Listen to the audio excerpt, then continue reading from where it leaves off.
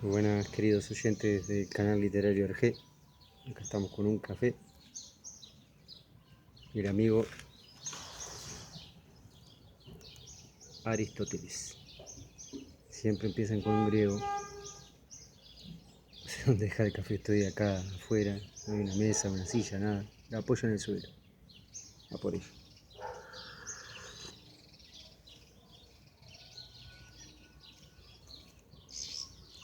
Vamos a empezar la lectura del día de hoy.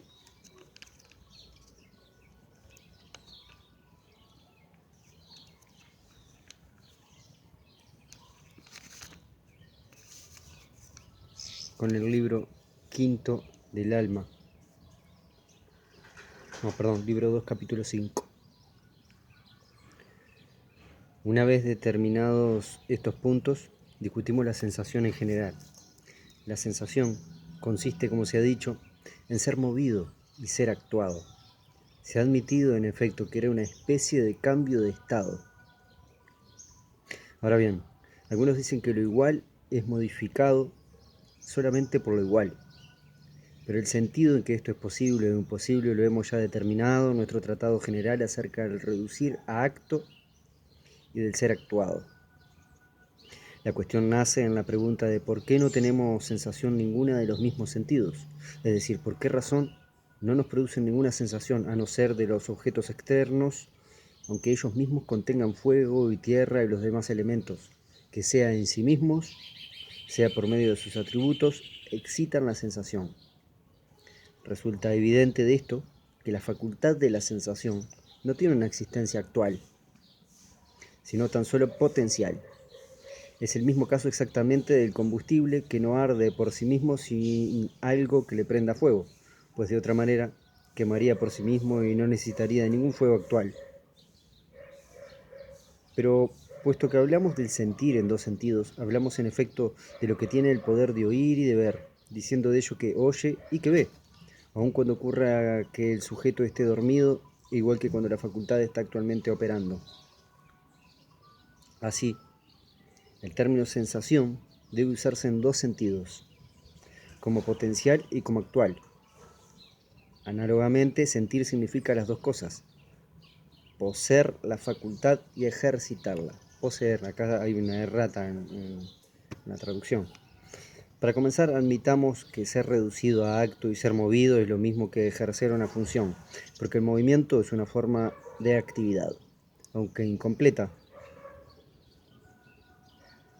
como se ha dicho en otra parte. Ahora bien, todo es actualizado y movido por algo que produce un efecto y existe actualmente.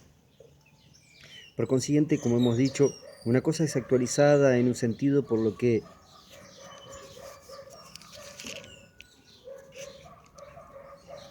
es igual y en otro sentido por lo que es distinto, pues mientras que es reducido a acto, es distinto. Pero cuando la actualización es completa, es ya igual. Ahora bien, hemos de distinguir también determinados sentidos de potencialidad y actualidad, pues hasta ahora hemos usado solo términos de una manera completamente genérica.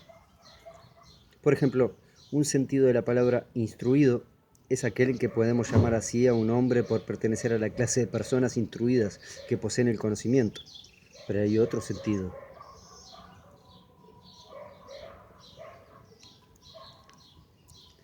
en el cual llamamos instruida a una persona que sabe gramática.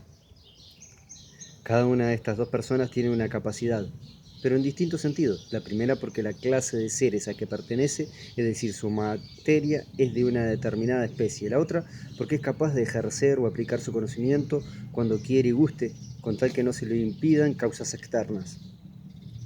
Pero hay aún tercera clase de personas instruidas.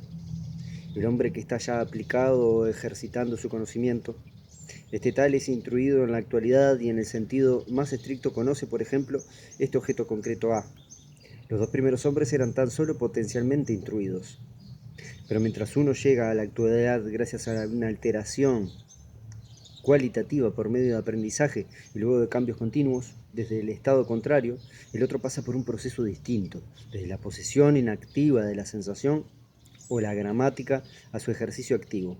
aun cuando el término actualizado no se use en un solo sentido, sino en muchas veces significado una forma de destrucción de algo por su contrario, y a veces más bien una preservación de lo que es potencial por algo actual que es igual a ello, de acuerdo con la relación entre la potencialidad y la actualidad, porque lo que meramente posee el conocimiento pasa a ejercitarlo por medio de un proceso que no es en absoluto alteración, porque este desarrollo tiene efecto dentro de su mismidad y actualidad, ni un género distinto de alteración. Así pues, no es razonable decir que lo que piensa sufre una alteración cuando piensa.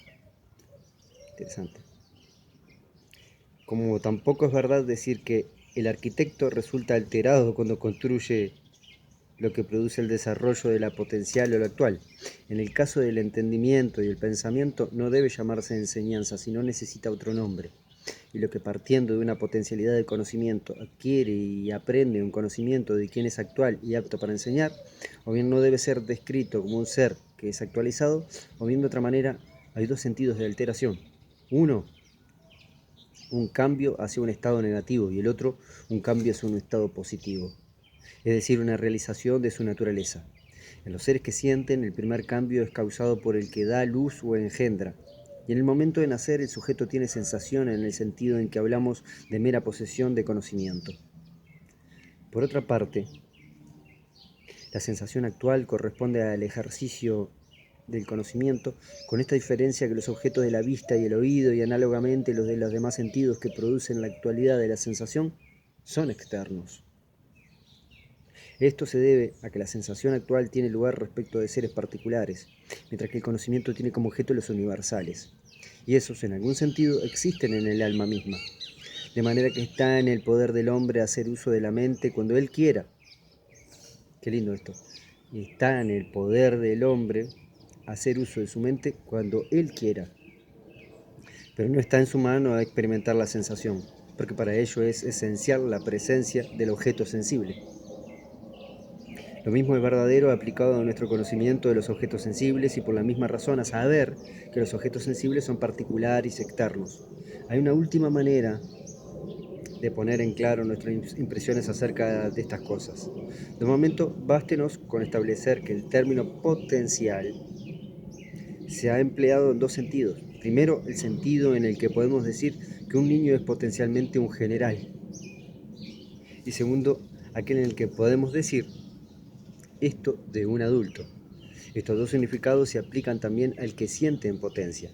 Pero puesto que no hay ningún nombre que corresponda a esta diferencia de significado, y puesto que hemos explicado ahora mismo que difieren los significados y de qué manera difieren, hemos de seguir usando las frases ser actualizado y ser alterado, como si no obstante fueran términos exactos.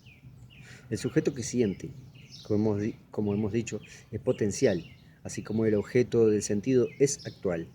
Así, durante el proceso de actualización es distinto, mientras que el fin del proceso, el sujeto se ha de hecho igual al objeto y participa de su cualidad. Bueno, hasta aquí llegamos. Esto es en las obras completas de Editorial Aguilar, Aristóteles, 417a a 418b, del Alma, libro segundo, capítulo 5.